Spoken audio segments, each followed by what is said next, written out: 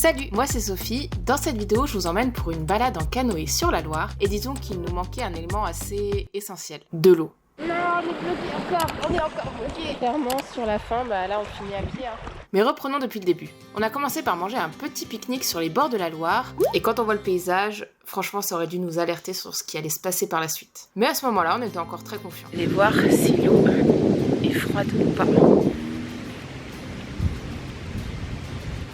Et franchement, elle est chaude. Hein. Ensuite, on s'équipe et on embarque sur les canoës. J'ai froid. Ah voilà, on est bien là. Allez, c'est parti. J'entends des rapides.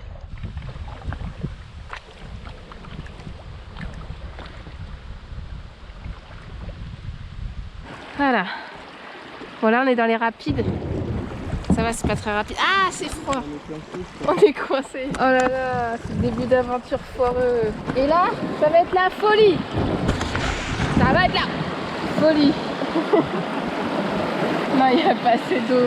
Il n'y a pas assez d'eau dans cette rivière. Et ça, c'était que le début. Je vous mets un petit florilège des moments où on est resté bloqué sur les rochers. Wow, wow, wow, wow, wow, wow. Non, mais là, on est bloqué.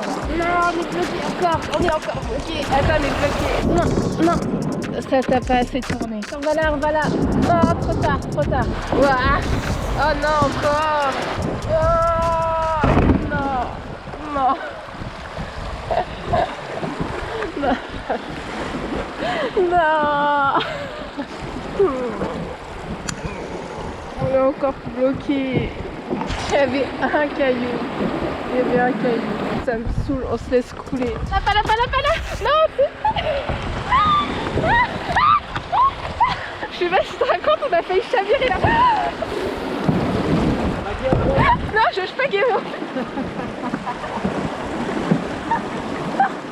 On est bloqué sur un rocher. On a tourné comme ça. Allez, on pousse. Il y a un petit peu d'eau là quand même. C'est bien pour faire du canoë.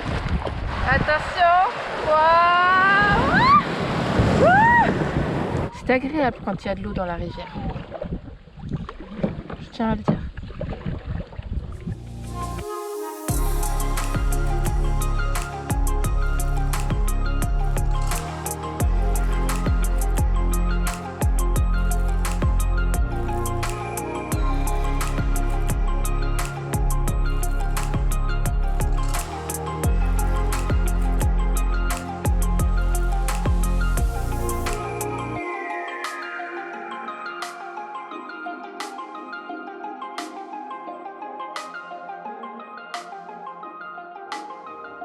Et là, petite pause dans une crique paradisiaque.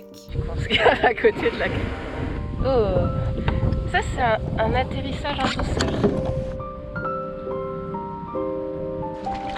Ah, hop. Ah, il y a des petits poissons.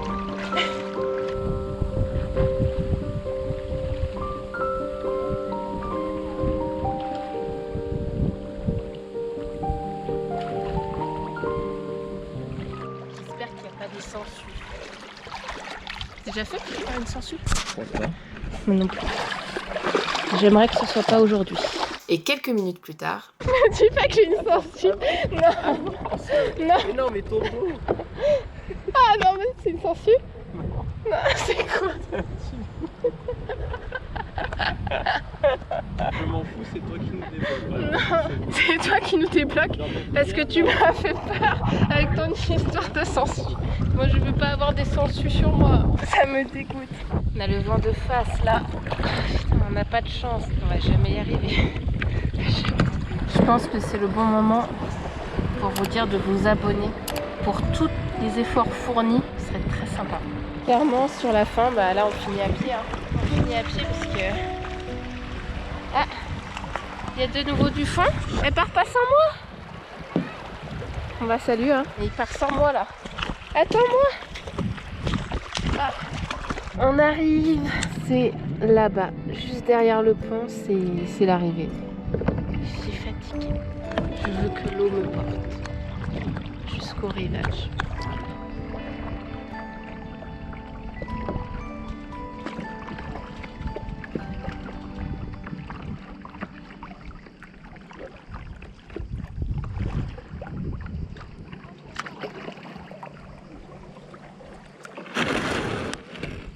Et voilà. Petite conclusion concernant cette activité canoë sur la Loire. Comme d'habitude, je vais vous donner les infos pratiques si vous aussi vous avez envie de faire cette activité. Mais je vais aussi vous parler d'écologie parce que j'ai pas fait cette activité dans les meilleures conditions possibles et donc je me suis renseignée sur le pourquoi et je vais bien sûr vous en parler. Mais d'abord les infos pratiques. J'ai utilisé ce livre pour trouver mon activité canoë sur la Loire. C'est le nouveau livre du routard. C'est un guide de plein de micro-aventures que vous pouvez faire en France. Je l'avais pas encore testé. C'est la première activité que je fais grâce à ce livre et je suis franchement pas déçue. Et dedans, il y en a plein d'autres qui me font de l'œil. C'est la première, mais c'est très certainement pas la dernière activité que je vais faire grâce à ce livre. Moi, j'ai fait cette activité-là, se glisser au creux des gorges de la Loire. La période à laquelle je l'ai fait, c'était en juillet. Le départ s'est fait à Aurec-sur-Loire. Il y a un bus qui nous emmène au point de départ de la descente en canoë et après, hop, on descend le long du fleuve et on revient à notre point de départ. Donc, je trouve que c'est très bien organisé. Il y a plusieurs trajets, soit le trajet de 7 km, soit le trajet de 14 km, soit le trajet de 24 km. Nous, on a choisi le trajet qui durait 2 heures, donc le trajet de 14 km. On est en complète autonomie pendant toute la durée du parcours. J'ai plus le prix en tête, je vous le mets juste ici. Et maintenant, on va parler de la difficulté. Normalement,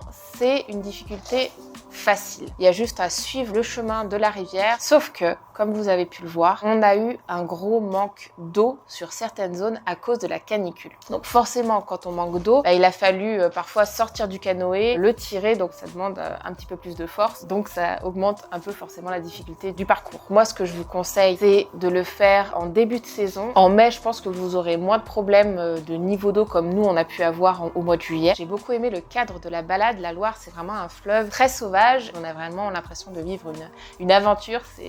Pour ce côté-là, c'était vraiment très chouette. Et côté matériel, je vais vous reparler de ces chaussures-là. Ça, c'est mes chaussures d'eau. Je vous en avais déjà parlé dans la vidéo canoë que j'avais fait à Annecy. Si vous aimez faire du canoë, c'est les chaussures à avoir. Au moins, vous n'avez pas de problème. Quand vous mettez le pied dans l'eau, à vous érafler sur un caillou, surtout en rivière. Je trouve que c'est clairement un indispensable quand on fait du canoë. Comme je vous l'avais déjà dit, c'est des chaussures que j'ai trouvées à Decathlon. Je vous mettrai le lien dans la description si jamais ça vous intéresse d'investir dans ce type de matériel. Et maintenant, je vais vous parler d'un sujet que j'avais très envie d'aborder dans cette vidéo. Je vais vous parler d'écologie. Vous n'êtes pas sans savoir qu'on a vécu un été extrêmement chaud. On a cuit, littéralement. On a vécu plusieurs grosses vagues de chaleur dans l'été. Cette sécheresse était bien sûr liée au dérèglement climatique et j'ai voulu me renseigner un petit peu plus sur savoir le pourquoi il y avait des fleuves qui se sont asséchés. Alors attention, je suis absolument pas une experte dans ce domaine. Toutes les infos que je vais vous donner, c'est des sources que j'ai trouvées sur internet et je vous mettrai toutes ces sources dans la barre de description si vous voulez aller un petit peu plus loin. Mais en gros, voilà les explications que j'ai trouvées. Pourquoi cet été, il n'y avait plus d'eau dans les fleuves en France et même partout dans le monde. Je vous mets des photos de fleuves qui ont eu un niveau très bas cet été et je trouve personnellement que ces photos sont impressionnantes. On voit bien qu'il y a plein de fleuves dans le monde qui ont subi ça. Et pas que dans le monde très loin, ça se passait aussi en France. Et dans mon cas, on peut voir que la Loire avait aussi un niveau d'eau incroyablement plus bas que d'habitude. Moi, j'avais pas vu ces photos-là avant de programmer ma petite expédition canoë sur la Loire. Mais du coup, maintenant, je comprends un petit peu pourquoi on a autant galéré à faire du canoë. La baisse du niveau de l'eau est due au dérèglement climatique. Ça, on s'en doutait. D'habitude, les fleuves sont alimentés par la fonte des glaciers qui se fait de manière progressive tout au long de l'été. Sauf que là, avec la première vague de chaleur qu'il y a eu en juin, il y a eu une fonte express de la neige des montagnes qui fait que les fleuves ont été alimentés pendant le mois de juin, mais qu'après, c'était fini.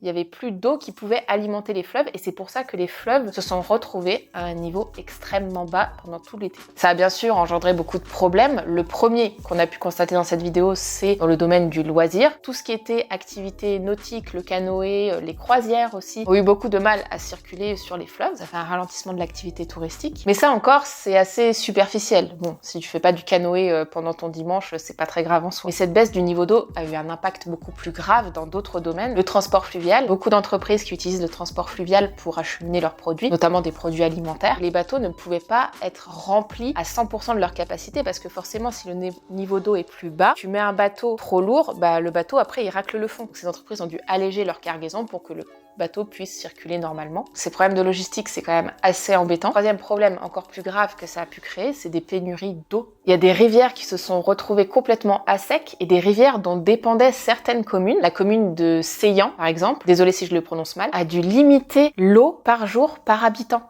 Les habitants n'avaient le droit qu'à 150 litres d'eau par jour par habitant. Et là, je trouve que ça commence à être vraiment grave parce que tu peux te passer de moutarde quand il y a une pénurie de moutarde. Voilà, c'est pas très grave en soi. Mais on ne peut pas se passer d'eau. Et encore en France, on était juste limité en eau. Mais le problème, c'est qu'à l'échelle mondiale, il y a des pays qui, au-delà d'être limités, ils n'avaient plus d'eau du tout. Je pense à l'Inde, par exemple, où cet été, ils ont atteint, je crois, des températures au-delà de 50 degrés, ce qui est une température qui n'est pas vivable pour l'homme et qui a eu des conséquences dramatiques. Et autre conséquence qui est aussi très grave, le fait que le niveau des fleuves baisse, la température de l'eau augmente. Et forcément, s'il y a un changement de température dans l'eau, vous vous doutez bien que les poissons, tous les êtres vivants qui sont dans le fleuve, ils vont pas trop aimer ce changement de température. Certains qui ne sont pas adaptés à ces températures de l'eau vont mourir, forcément. D'autres vont arriver quand même à s'en sortir, mais c'est quand même assez terrible comme situation. Certains pourront dire, oui, mais il y a quand même eu des gros orages cet été, il y a beaucoup de pluie qui est tombée en très peu de temps. Et à ça, j'ai trouvé une explication pas du tout rassurante. Le dérèglement climatique augmente les extrêmes. Soit il va faire très chaud, très sec, c'est la sécheresse, c'est la canicule. Soit il va y avoir des grosses précipitations, des grosses pluies qui tombent en très peu de temps. Et là, c'est l'orage, c'est l'ouragan, c'est la tempête. C'est-à-dire qu'on va plus avoir d'intermédiaire, genre une petite pluie de temps en temps. Donc ça, c'est ce vers quoi on tend dans les prochaines années.